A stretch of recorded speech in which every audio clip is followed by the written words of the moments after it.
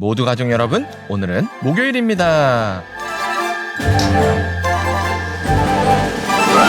신앙생활을 하면서 누구도 피할 수 없는 게 고난이죠. 아무리 하나님 앞에 신실해도 누구나 고난을 통과하죠. 그렇다면 하나님께서는 이미 성숙해서 신실한 사람에게도 왜 고난을 주실까요?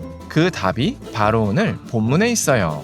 그래서 오늘 묵상을 잘 들어보시면 신실한 사람에게 허락하신 고난의 의미가 무엇인지를 아실 수 있을 거예요. 그러면 오늘도 묵상에 잘 참여해 주시고요. 꼭 댓글로 무엇을 느꼈는지를 나눠주세요. 그리고 이 묵상을 나눴으면 하는 사람에게 공유해 주시고요. 오늘도 좋아요와 구독 잊지 말아주세요. 아셨죠? 그러면 오늘 본문인 욥기 1장 듣고 올게요. 욥기 제1장. 우스 땅에 욥이라 불리는 사람이 있었는데 그 사람은 온전하고 정직하여 하나님을 경외하며 악에서 떠난 자더라. 그에게 아들 7과 딸 3이 태어나니라. 그의 소유물은 양이 7,000마리요 낙타가 3,000마리요 소가 500결이요 암나귀가 500마리이며 종도 많이 있었으니 이 사람은 동방 사람 중에 가장 훌륭한 자라. 그의 아들들이 자기 생일에 각각 자기의 집에서 잔치를 베풀고 그의 누이 3명도 청하여 함께 먹고 마시더라. 그들이 차례대로 잔치를 끝내면 욥이 그들을 불러다가 성결하게 하되 아침에 일어나서 그들의 명수대로 번제를 드렸으니 이는 욥이 말하기를 혹시 내 아들들이 죄를 범하여 마음으로 하나님을 욕되게 하였을까 합니다. 욥의 행위가 항상 이러하였더라. 하루는 하나님의 아들들이 와서 여호와 앞에 섰고 사탄도 그들 가운데 온지라. 여호와께서 사탄에게 이르시되 내가 어디서 왔느냐? 사탄이 여호와께 대답하여 이르되 땅을 두루돌아 여기저기 다녀왔나이다. 여호와께서 사탄에게 이르시되 내가 내 종 욥을 주의하여 보았느냐? 그와 같이 온전하고 정직하여 하나님을 경외하며 악에서 떠난 자는 세상에 없느니라. 사탄이 여호와께 대답하여 이르되 욥이 어찌 까닭없이 하나님을 경외하리이까? 주께서 그와 그의 집과 그의 모든 소유물을 울타리로 두르심 때문이 아니니까. 주께서 그의 손으로 하는 바를 복되게 하사 그의 소유물이 땅에 넘치게 하셨음이니이다. 이제 주의 손을 펴서 그의 모든 소유물을 치소서. 그리하시면 틀림없이 주를 향하여 욕하지 않겠나이까? 여호와께서 사탄에게 이르시되 내가 그의 소유물을 다 내 손에 맡기노라. 다만 그의 몸에는 내 손을 대지 말지니라. 사탄이 곧 여호와 앞에서 물러가니라. 하루는 욥의 자녀들이 그 맏아들의 집에서 음식을 먹으며 포도주를 마실 때 사환이 욥에게 와서 아뢰되 소는 밭을 갈고 나귀는 그 곁에서 풀을 먹는데 스바 사람이 갑자기 이르러 그것들을 빼앗고 칼로 종들을 죽였나이다. 나만 홀로 피하였으므로 주인께 아뢰러 왔나이다. 그가 아직 말하는 동안에 또 한 사람이 와서 아뢰되 하나님의 불이 하늘에서 떨어져서 양과 종들을 살라버렸나이다. 나만 홀로 피하였으므로 주인께 아뢰러 왔나이다. 그가 아직 말하는 동안에 또 한 사람이 와서 아뢰되 갈대아 사람이 새무리를 지어 갑자기 낙타에게 달려들어 그것을 빼앗으며 칼로 종들을 죽였나이다. 나만 홀로 피하였으므로 주인께 아뢰러 왔나이다. 그가 아직 말하는 동안에 또 한 사람이 와서 아뢰되 주인의 자녀들이 그들의 맏아들의 집에서 음식을 먹으며 포도주를 마시는데 거친 들에서 큰 바람이 와서 집 내 모퉁이를 치매 그 청년들 위에 무너짐으로 그들이 죽었나이다. 나만 홀로 피하였으므로 주인께 아뢰러 왔나이다.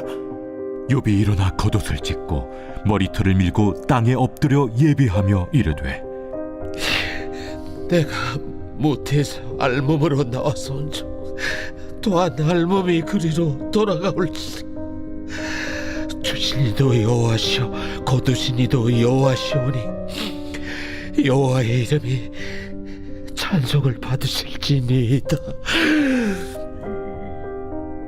하고 이 모든 일에 욥이 범죄하지 아니하고 하나님을 향하여 원망하지 아니하니라.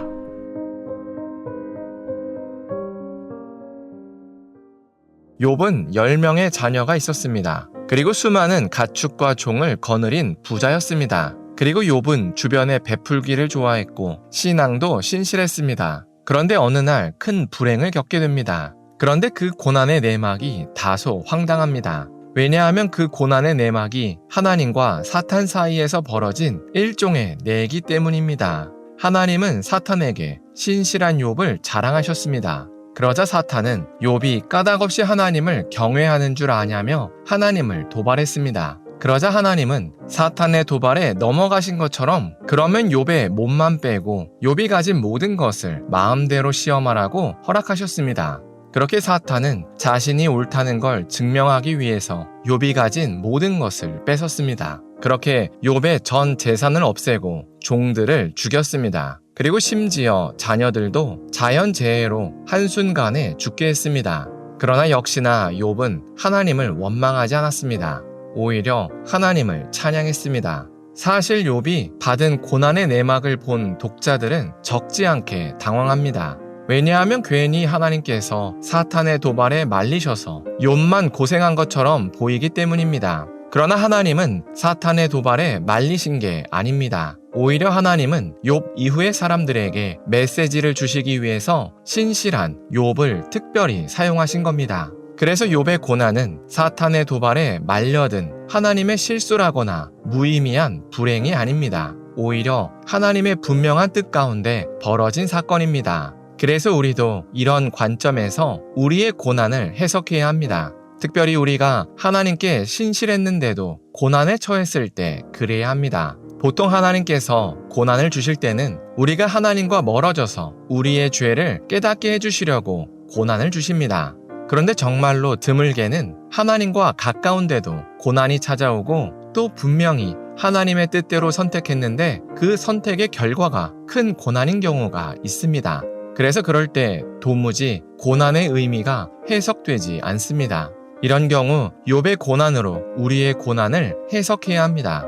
하나님께서는 욥 이후 사람들에게 메시지를 주시려고 욥에게 잠시 고난을 허락하신 것처럼 우리도 그렇습니다. 하나님께서 우리 다음 사람들에게 어떤 메시지를 주시려고 우리에게 잠시 고난을 허락하신 겁니다.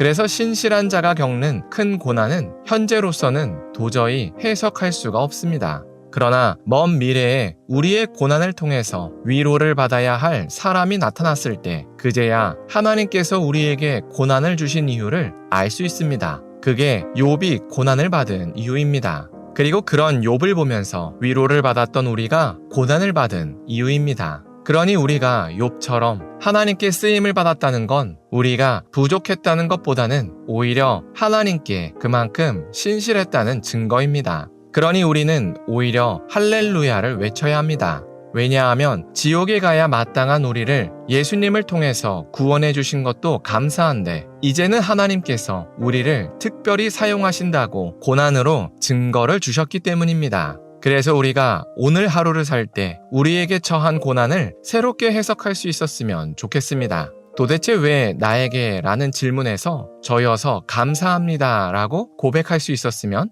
좋겠습니다. 기도하겠습니다. 사랑의 하나님, 하나님께서 욥을 사용하신 것을 나눴습니다. 이처럼 하나님은 무의미하게 고난을 주시지 않는다고 고백합니다. 그래서 우리가 마주한 고난을 새롭게 해석할 수 있게 하여 주시옵소서. 그래서 도대체 왜 나에게? 라는 질문에서 저여서 감사합니다 라고 고백할 수 있게 하여 주시옵소서. 예수님의 이름으로 기도합니다. 아멘.